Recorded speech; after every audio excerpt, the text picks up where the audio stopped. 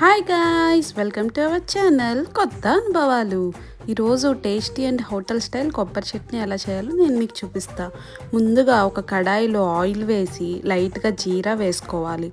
తర్వాత పల్లీలు వేయాలి. పల్లీలు లైట్గా ఫ్రై అయ్యాక మీరు తినే కారం బట్టి పచ్చిమిర్చి యాడ్ చేసుకోవాలి. తర్వాత లైట్గా అల్లం వేసుకుని ఒక 3 to 4 రెమ్మలు వెల్లుల్లి యాడ్ చేయాలి.